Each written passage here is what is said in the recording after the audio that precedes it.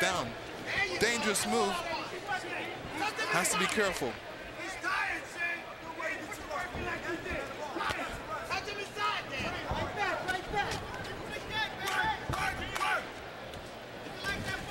Corner of Smith yelling, work, work, work. Just not getting enough work out of Smith.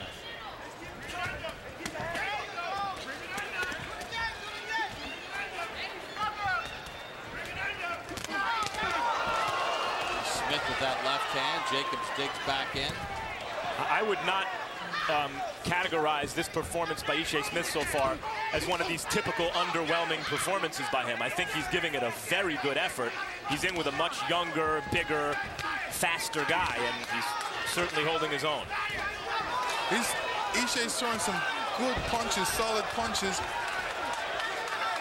Lex, that seems to be a weakness of Jacobs, what he did right there. He kind of leans almost right into it. Yeah, I mean, Jacobs has a balance problem that he needs to work on because it really affects some of his punching, and he gets hit. Should he go on to win the fight, though, Bob, as you point out, some invaluable experience so far, having been hurt and really pressured and roughed up in this fight.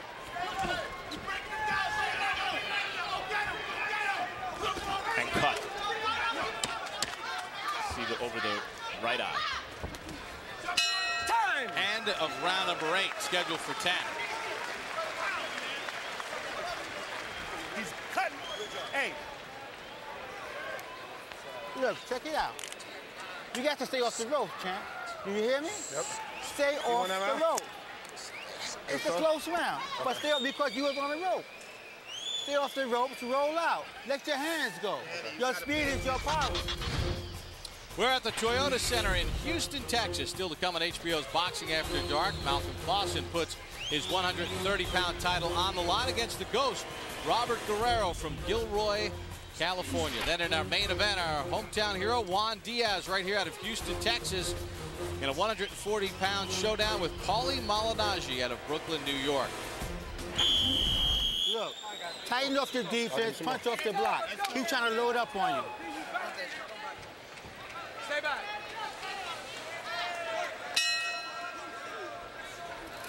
Round number 9 underway. Danny Jacobs out of Brooklyn, 17-0 with 15 knockouts. Interesting advice in Jacobs' corner. Tighten up your defense, punch off the block. Clearly saying they don't want him to take the initiative. They want him to counterpunch. And for Jacobs, in his 18th pro fight, this is the first time he's gone past 8. He went 8 in each of his last 2.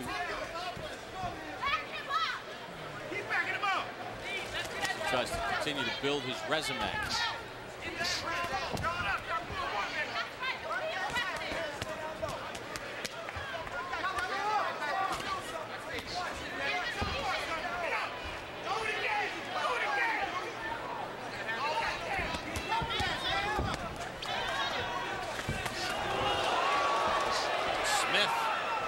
Steps in with a combo.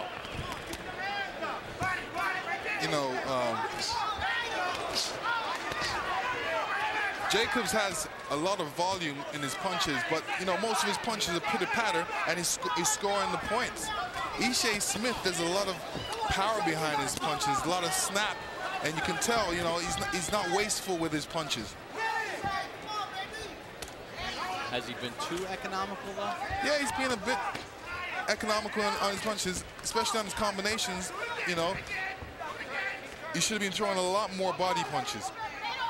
Ishe seems to be trying to catch Danny Jacobs in between punches and land some, you know, one of those big left hooks or the right hand that he hurt Jacobs with in between Jacobs' flurries. May not be the worst idea considering Jacobs has through most of the fight been the quicker fighter. And Ishe Smith has better balance than Jacobs. That's why he can throw good punches, because his weight is evenly spread.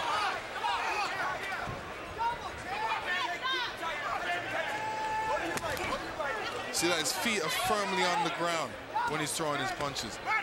You know, you look at Jacobs, his feet is in front of him, he's moving all around, he's crossing his feet, he's bringing the back foot forward. He's crossing. There's a left hand from Smith. Again, it's been a punch that's landed. Just missed with a roundhouse right. And there you see Jacobs' temperament. Maybe not the smartest thing in the world when he got caught clean and hard like that. Maybe he was stunned, but his basic disposition, fire right back and not let the play get taken away. Right, he wants to get you back straight away. As soon as he feels that punch hit him, he wants to get it back. He doesn't like getting hit. Nobody likes getting hit. -1. -1. Ishai Smith's losing a point. Seems like I think he said something to the. I need to see a replay on that. There's a punch after the bell. That's last round. Okay. You got to knock him out. You got to get that point back. All right? Let's go to work. They're going to try to take it by 1 round. They're going to try to take it. I got to get this round back big. Big. Roll out, roll out, roll out. Come on. Don't pull out. When you back him up, you see he can't do shit, right? Yeah. When you get in there back and you keep him back up. Just look at the end of the round. And you hear the bell before he throws that, before he throws that right hand. You know, it's arguable. You know, he was in the midst of throwing a combination. I don't think that was as bad as the many shots around the hips and legs that Ishai has been intentionally throwing, and the moment where he threw the 3 punches after the bell. 10th and final round. Our unofficial ringside scorer, Harold Letterman. How do you have it, Harold? Okay, Bob. 7 rounds to 2. 88-82. Danny Jacobs. You know, Bob, up to this point, I thought Danny Jacobs was always a power puncher. 17 fights, 15 knockouts. In this fight, he's boxed a beautiful fight. He really has moves, uses that left jab, throws a million punches, throws a lot of combinations, totally outboxing the guy who is clearly a stronger puncher. I mean, Danny Jacobs has been very, very busy, and tonight he showed us a new dimension that I don't think he's ever shown us to this point before. I mean, he's winning it strictly on activity, clean, really nice boxing and clean punching. 7-2, Danny Jacobs. We're in Houston, Texas, 10th and final round. Bob Papa, Max Kellerman, Lennox Lewis ringside, Danny Jacobs and Ishai Smith. 10-round middleweight showdown still to come. Malcolm Clausen takes on Robert Guerrero for Clausen's 130-pound title. And then it's Juan Diaz from Houston, Texas against Paulie Malignaggi, plus a very special tribute to Arturo Gatti, Alexis Arguello, and Vernon Forrest still to come. I think Danny Jacobs did show a hint of this in his last fight against Walton. Showed some of this boxing ability, slipping and countering, and not always coming forward.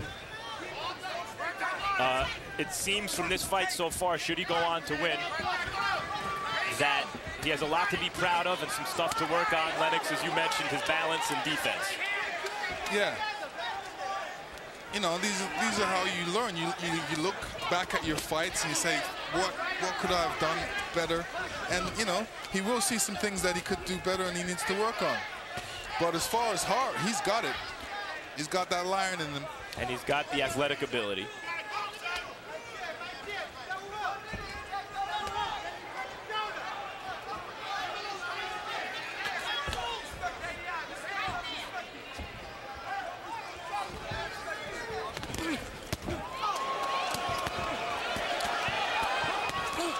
See, he's laying against the ropes.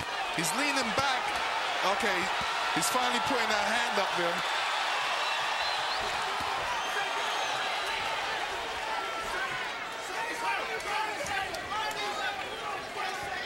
This is the first round of the fight that Smith, according to CompuBox, has thrown more punches than Jacobs. Well, Smith, you know, he has a sense of urgency, especially in this last round, because he knows he has to try and do something unbelievable and come out with an unbelievable left hook to try and put Cooper down. I think Smith has fought as well as he can, and I don't think he left anything here tonight. And he was saving his energy for this, and it wasn't enough. There's the bell to end it. Very entertaining bout with Ishai Smith and Danny Jacobs. Does Jacobs remain undefeated? His corner thinks so. I believe so. Here are the judges that will score this fight. Raul Caillas Sr. from Houston, Texas. 42 title fights. Here the John Juarez fight, a draw.